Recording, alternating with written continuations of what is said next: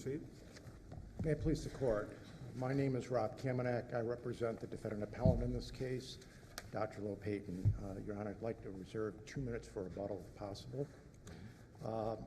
As the court knows, this is a medical malpractice case in which the issue presented is dauber or reliability of the plaintiff's proximate cause expert.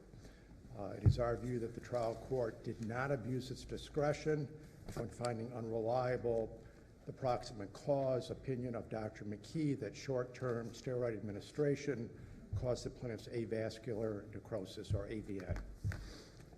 As the court knows, just by reason of the order that it issued in this case, the trial court's analysis was under MRE 702. 702 requires, among other things, that the opinion be the product of reliable principles and methods. That did not occur here. An opinion can't be the product of reliable principles and methods under the law when it is derived solely from the clinical knowledge and experience of the expert, and that's what happened here. That's the so-called ipsa dixit that the U.S. Supreme Court used in the Joyner case and has been adopted by other courts.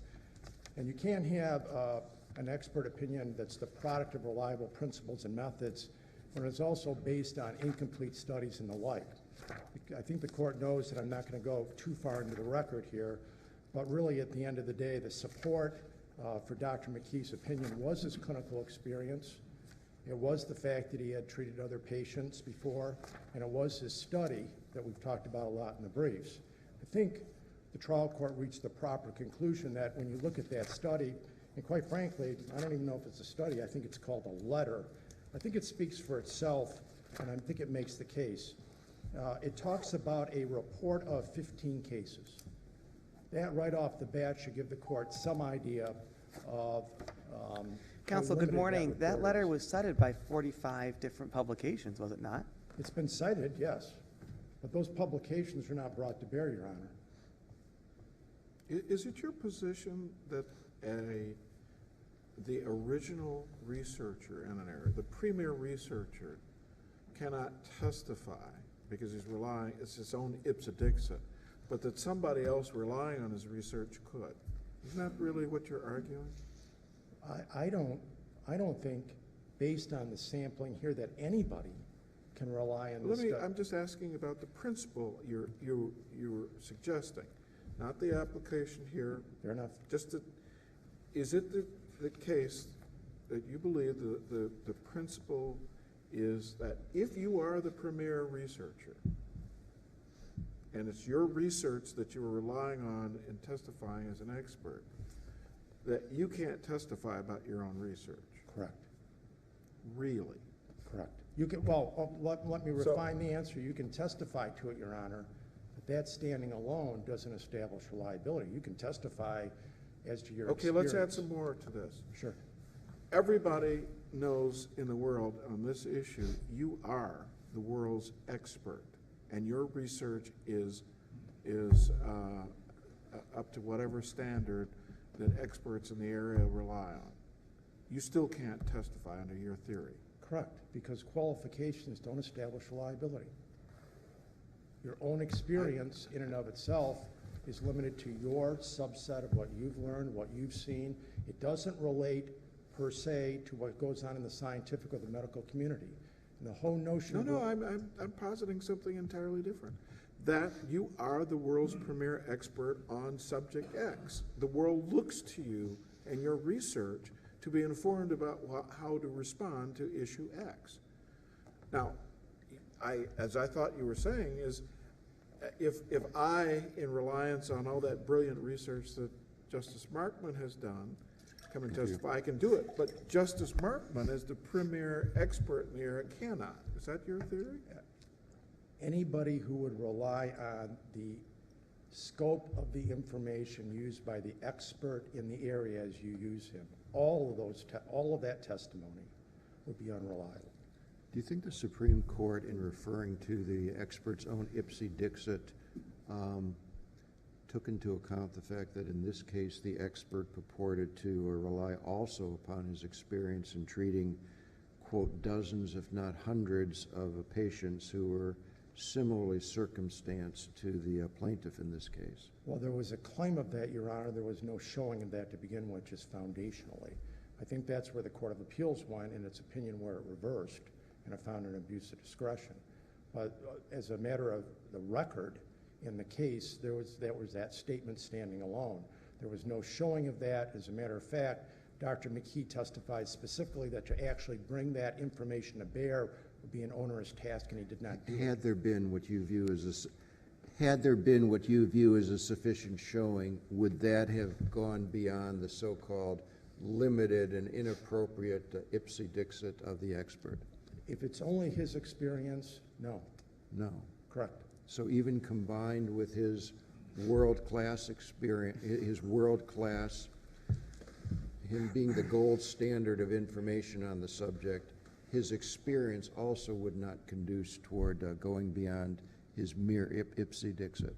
Correct. Correct. Does that make any sense? I'm sorry, Your Honor. Does that really make any sense? Sure it does. Because No, explain it to me, because I'm because- having trouble. reliability has to be set by the relevant community. Under Okay, the I have statute. described to you the premier world researcher on a particular issue. And you're telling me that that person can't testify about all of his premier research, but everybody else in the world who relies on it can. Your Honor, I'm not being precise, and I Apparently apologize. not, because that's what I thought you said. What I'm saying is that with the premier expert who has this sort of body of information behind him, Yes. as you have in this case, no, that's not enough standing alone. Okay, I thought I understood you. Okay. And that's sort of the point. But I think more importantly here, and where the court can go quite easily, in my mind, is were these principles, was the methodology by Dr. McKee reliably applied to the case? Because I really think that's the key to this case. Why can't the jury decide that? Because it's not a question of giving weight to the testimony, it's a gatekeeping function under Gilbert. So could the jury decide it? I mean, the jury could decide it if the trial court errs and submits it to the jury. I'm not trying to be facetious, Your Honor. But under the law, under MRE 702, that is a function for the court. And unlike the federal rule, there's even an added qualification that it is a role for the court to do before we make any decision whether or not the opinion goes to the jury. So what's the standard? What is the standard that we have to adopt here? I mean, I've read this in depth, read the rules of evidence. I'm just confused as to what the standard you feel needs to be adopted. It sounds like a pretty remarkable standard. No, I don't think so. I just want the court to, and I wish the Court of Appeals had applied the standard in the rule. MRE 702.3 says the witness must reliably apply the principles and methods to the facts of the case. That's the standard that we are suggesting that needs to be applied. And you emphasize that publication is a really key component of that. Is that correct? Publication, going back to whether or not on the first point, whether the opinion is the product of reliable principles and methods. But the rule of evidence, as the court knows, you have to show three things, and I'm keying in on the third at this point.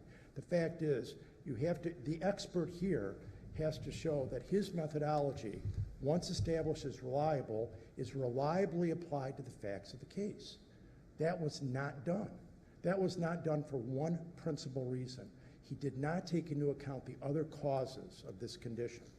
And when you look at the article submitted by plaintiff by way of example. Just a moment, I don't understand that. I'm sorry, Your Honor. As I understand his testimony, he said the medication, I'm aware that he was consuming mass quantities of alcohol. I still don't think that was the causative agent.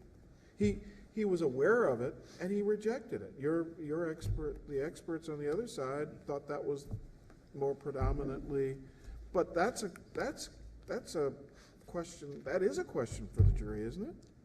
No, I think that he has to be able, for example. He did not say in his testimony, I believe the cause for the, I forget what, necrosis, whatever it was, the condition was the medication.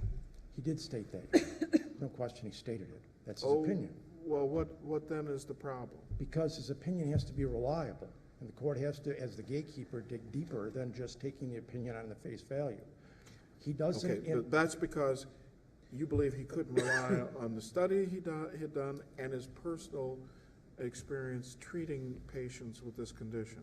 That's because the methodology that he used, which is a differential diagnosis, wasn't reliably applied to this case because he didn't eliminate those 4 items. He didn't eliminate with reasonable certainty the fact that the AVN was caused by alcohol abuse. I think, once you say, I believe this was the cause, don't you do that by inference? No. Okay. No, Well, Your he Honor. said one of the reasons he didn't do that was because he couldn't do that.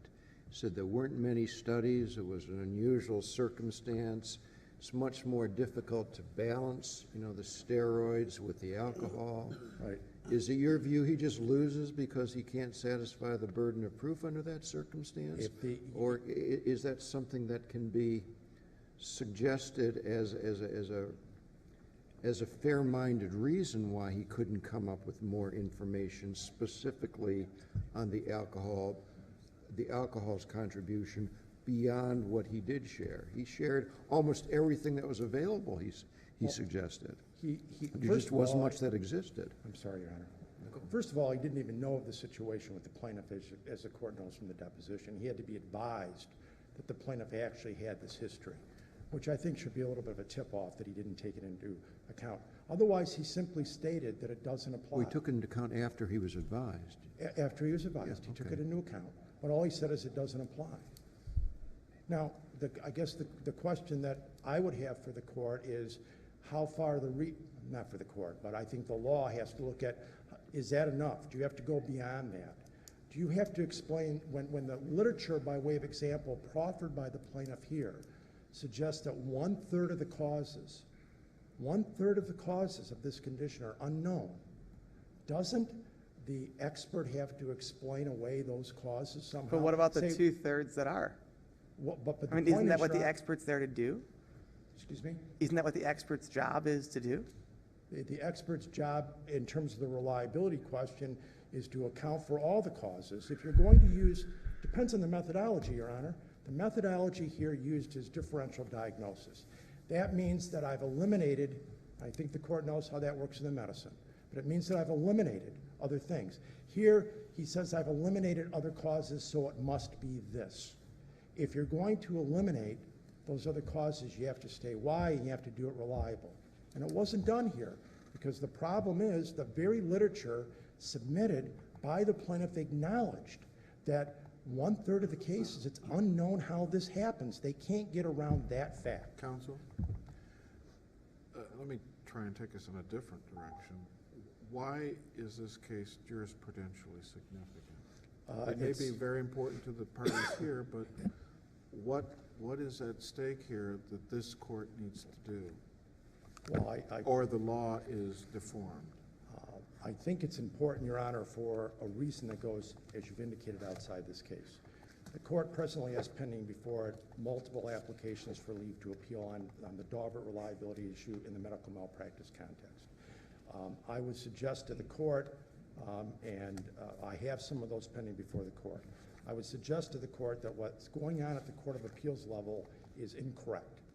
Whether the court takes this case and grants leave and issues a decision on a calendar case or otherwise, it needs to be at least addressed. What needs to be addressed? We have Gilbert, we have a few other cases that deal with this issue. What is left unresolved except the particularized application of the gatekeeping Daubert and statutory principles and the court rule? The proper standard for reliability. Is it MRE 702, or is it as the Court of Appeals is starting to apply it under the Court of Appeals version of Chapin, whether or not, if the opinion is rationally derived from a sound foundation, if that's enough.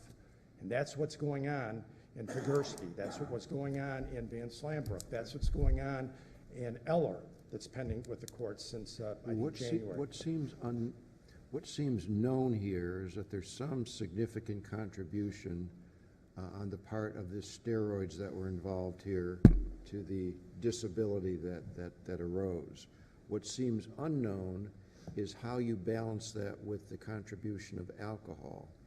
Is it your view that to the extent that some aspect of causation is unknown, it always works completely against the interest of the plaintiff because they have not established, they've not satisfied the burden of proof that belongs to them? May I answer your? Oh, yeah, of course. No, I'm not saying that, Your Honor. I'm Okay, saying that you have to read. explain to me what the significance of unknownness is in the medical literature. Unknownness- How does it operate? How do we treat it? If there's unknownness, your methodology has to take it into account. Because reliability all deals with the methodology actually employed by the expert. And what the court is looking at is the methodology, not necessarily just the reliability of the opinion. If the opinion arises out of unreliable methodology, by its very nature, it's unreliable. That's the key to MRE 702. And you've got to have enough there to, I mean, you have to be able to explain if there's a significant percentage of causation that's unknown, you have to be able to explain it away somehow. You have to be able to explain it away before you ever can get to a jury that, to use Justice Bernstein's comment, that you fall within the two-thirds here. Well, as you describe it, I don't understand why the entire weight of the unknownness doesn't fall upon the plaintiff. I'm not saying that's not where it ought to fall, perhaps, but my question was, what is the significance of unknownness? It does. It Doesn't does. Doesn't Skinner require that the plaintiff bear the burden of avoiding speculation? Skinner says the plaintiff must be able to show that any hypotheses, that must be able to eliminate with reasonable certainty, yes. Although that deals with whether or not the case goes to the jury on causation, here it's not that different with respect to the reliability question. Okay, thank you. So we would ask the court to, in the first instance, to reverse, and with instructions that the Wayne County Circuit Court's opinion in order to be reinstated, but in the second alternative, to grant leave to appeal.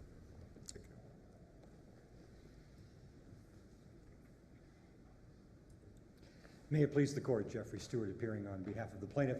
With me is Benjamin Walensky from my office.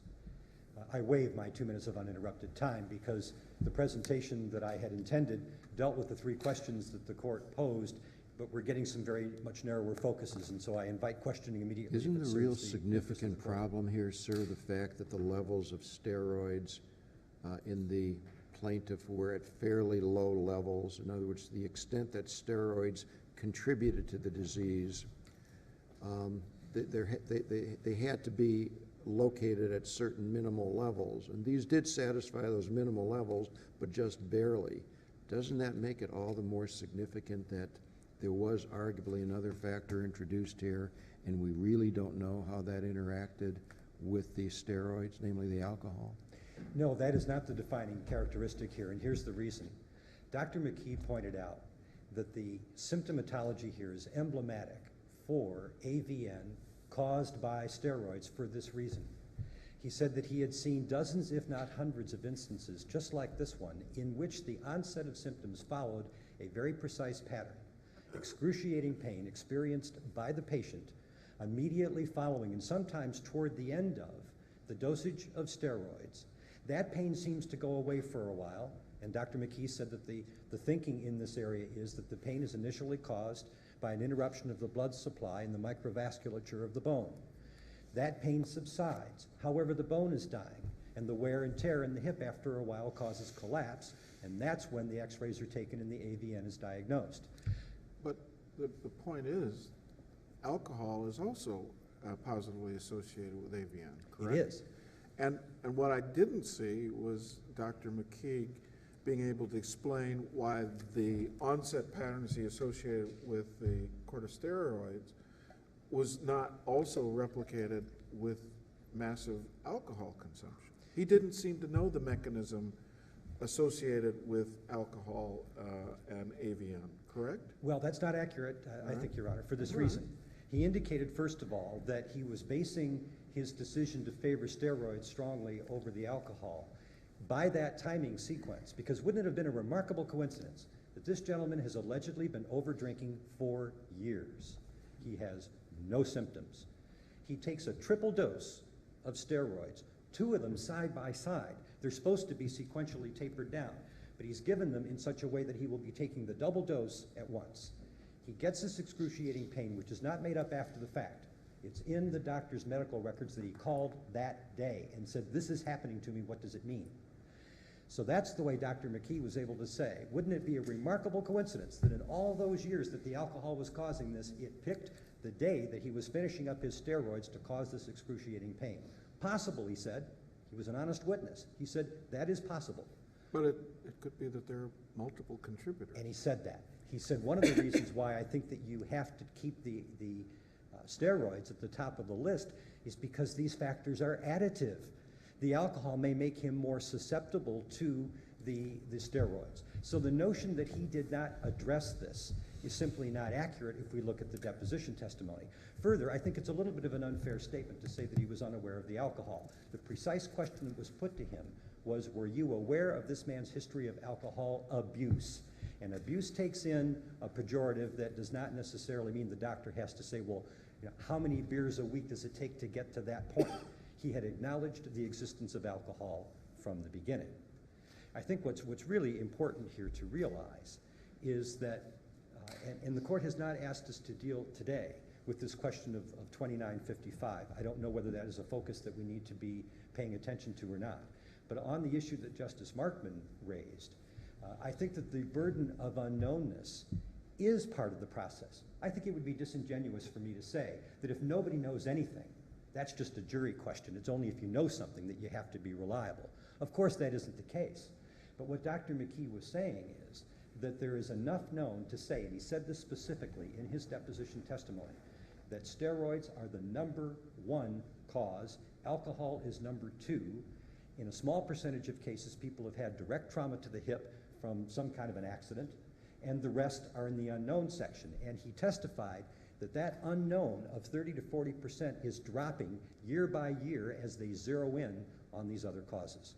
So I don't think it's accurate to say that we have all these unknowns here and so we can pick one that seems more likely than the others. It's not a plurality situation, it's a majority situation. Why is this case jurisprudentially significant? I'm not sure that it is if the court is satisfied, and I think it should be, with the standard of review.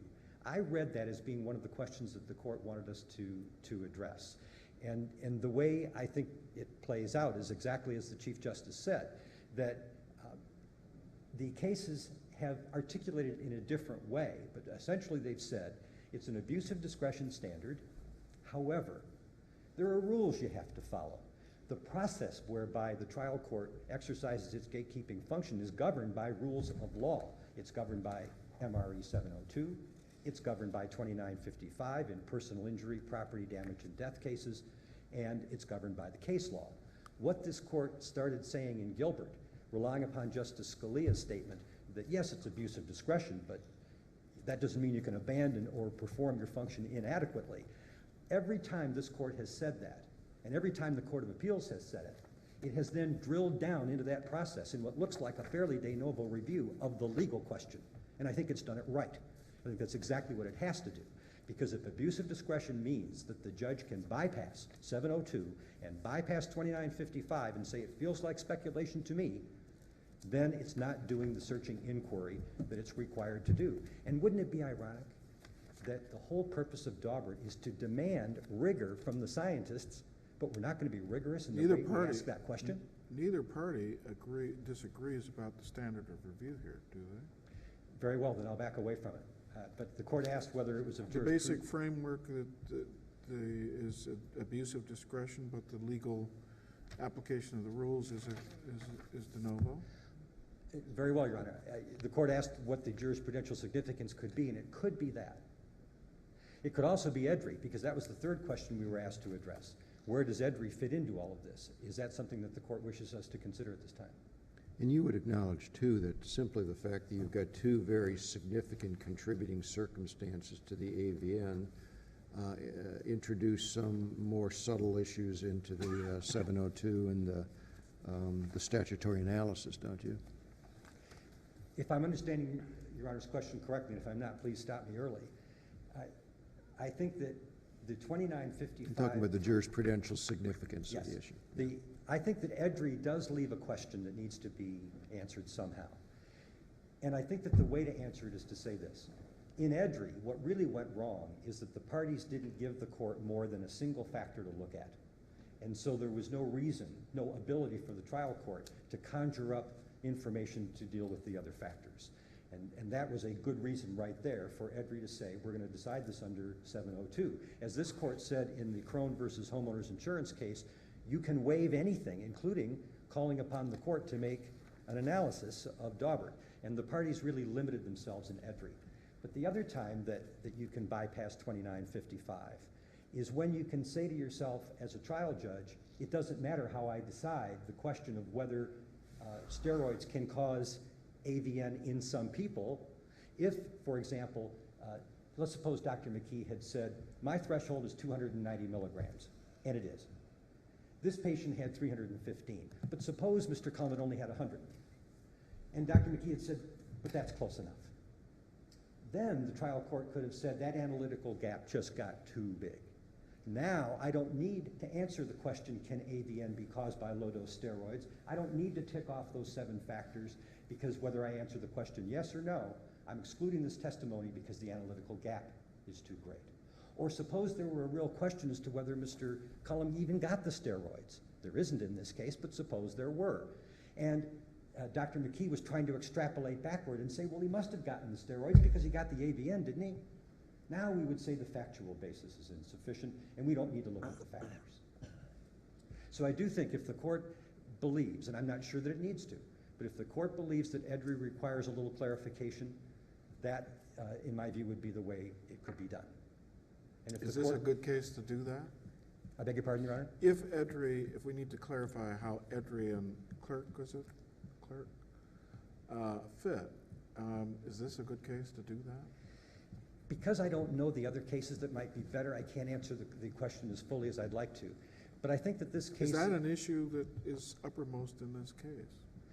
It has been rendered significant by the fact that the trial judge did list out all 7 factors in her opinion, but then did not pursue them. So the ball is teed up for this court to use this case to do that. Okay. Whether it's the most necessary case or the most appropriate case, I can't answer that. Okay.